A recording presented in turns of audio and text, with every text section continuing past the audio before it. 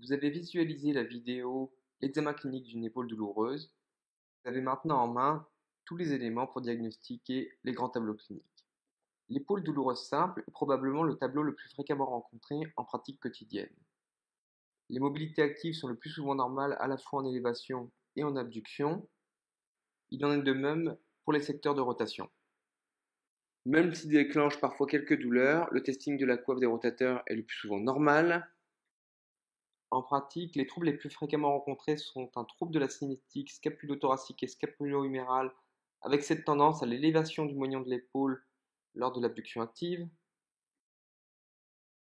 Une asymétrie est fréquemment retrouvée, patient installé sur le dos en élévation passive.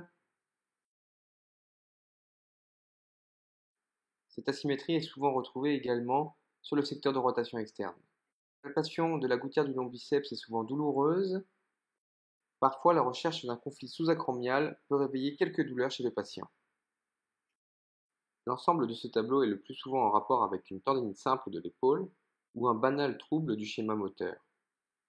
Des exercices de rééducation pourront alors être prescrits pour régler le problème chez la majorité des patients. En l'absence de résolution rapide des phénomènes douloureux, un bilan de débrouillage associant échographie et radiographie pourra être prescrit. Les indications d'acromioplastie isolée doivent rester exceptionnelles et uniquement en cas de résistance au traitement médical pendant plusieurs mois. L'épaule douloureuse et raide se caractérise par l'impossibilité pour le patient de réaliser une élévation ou une abduction active. On retrouvera également souvent une difficulté à réaliser des manœuvres en rotation externe. La réalisation de manœuvres en rotation interne en positionnant la main dans le dos sera quasiment impossible. A l'inverse d'une épaule pseudo-paralytique, la réalisation de l'ensemble de ces manœuvres en mobilisation passive sera également impossible. Un bilan de débrouillage sera de ce cas réalisé, l'échographie permettra d'éliminer une lésion de la coiffe des rotateurs, la radiographie permettra de dépister une éventuelle homarthrose. Le diagnostic de capsulite rétractile pourra être évoqué uniquement si ces bilans sont négatifs. Un traitement rééducatif adapté sera alors réalisé. L'épaule hyperalgique correspond à des phénomènes inflammatoires consécutifs à la résorption d'une calcification au niveau de l'épaule. Le patient consulte pour des douleurs intenses, sans mécanisme déclenchant, avec une composante souvent nocturne. L'impotence fonctionnelle est marquée, la radiographie confirme le diagnostic, l'IRM permet de compléter le bilan. Le traitement est médical, associant anti-inflammatoire et éventuellement infiltration. La chirurgie ne doit jamais être réalisée pendant cette période inflammatoire. Se discute uniquement en cas de résistance au traitement médical bien conduit pendant plusieurs mois.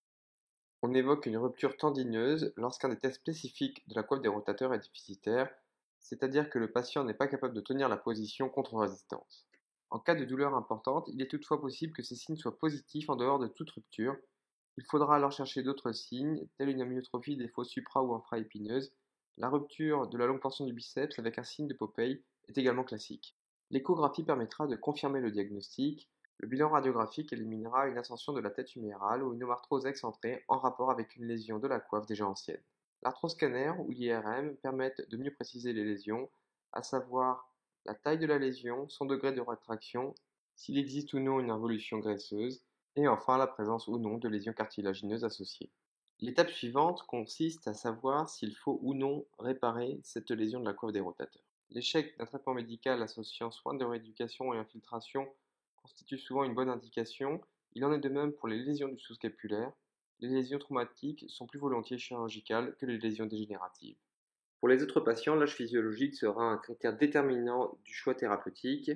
Nous savons aujourd'hui que ces lésions sont évolutives. Même de petite taille, elles peuvent évoluer au bout de plusieurs années vers une épaule pseudo-paralytique ou une homarthrose excentrée. Il est ainsi souvent conseillé pour les patients jeunes de procéder à une réparation. En revanche, pour les patients les plus âgés, en dehors de toute symptomatologie invalidante, le traitement conservateur peut être proposé. Dans tous les cas, il faudra mettre en balance les avantages de cette chirurgie avec les inconvénients, à savoir une immobilisation post-opératoire de 6 semaines, ainsi qu'une restriction pendant 6 mois à réaliser certaines activités physiques. Le patient doit enfin être conscient que de nombreux soins de rééducation seront dans ce cas nécessaires à la récupération des amplitudes articulaires. L'épaule pseudo-paralytique correspond quant à elle à une lésion déjà très avancée de la coiffe des rotateurs. Le patient n'est alors plus en mesure de monter le bras activement. Les mobilités passives sont en revanche conservées. On parle alors de dissociation entre les mobilités actives et passives.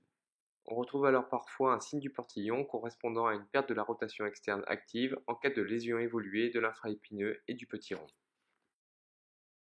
Un signe du clairon peut également être présent en cas de lésion importante des rotateurs externes. Il existe alors une montée automatique du coude lorsque l'on demande au patient de positionner sa main à hauteur de la bouche. À côté du bilan radiographique standard qui doit rester systématique, un arthroscanner ou une IRM sera également réalisé pour faire le point sur l'étendue des lésions. S'il s'agit d'une vraie épaule pseudo-paralytique, seul le traitement chirurgical permettra de retrouver des mobilités actives. La réparabilité des tendons sera évaluée selon leur degré de rétraction ainsi que selon l'involution graisseuse des muscles correspondants. On réalisera alors selon les cas une réparation partielle ou totale de la coiffe. Il est également possible d'avoir recours à des renforts de coiffe ou de réparer la capsule supérieure dans le même temps. Lorsque les tendons ne sont plus réparables ou en présence d'une omarthrose excentrée sur le bilan radiographique, la mise en place d'une prothèse totale d'épaule inversée permettra de récupérer les amplitudes actives. Lorsque le syndrome douloureux intéresse l'articulation acromioclaviculaire, deux tableaux doivent être distingués. Les atteintes dégénératives se manifestent par une douleur localisée en regard de l'articulation. Le cross-arm test reproduit les douleurs. Il faudra également dans ces cas éliminer une lésion associée de la coiffe des rotateurs. Dans ces cas, le traitement sera surtout médical. Au besoin, une infiltration acromioclaviculaire sous contrôle radioscopique pourra être réalisée. La deuxième cause de douleur chronique de l'articulation acromioclaviculaire correspond aux séquelles de disjonction acromioclaviculaire. En l'absence de déformation évidente, l'instabilité peut être mise en évidence sur des manœuvres dynamiques. Il est également possible de rechercher une touche de piano ou un tiroir antéro-postérieur. Si la gêne fonctionnelle est significative, il est alors possible de proposer un geste chirurgical consistant à réaliser une ligamentoplastie sous arthroscopie au moyen du ligament acromio-coracoïdien. Une stabilisation de la clavicule à la coracoïde sera réalisée également par un système d'endobouton. Dans le tutoriel intitulé Comment interpréter mon imagerie, vous pouvez maintenant apprendre à interpréter simplement une radiographie, un arthroscanner ou une IRM.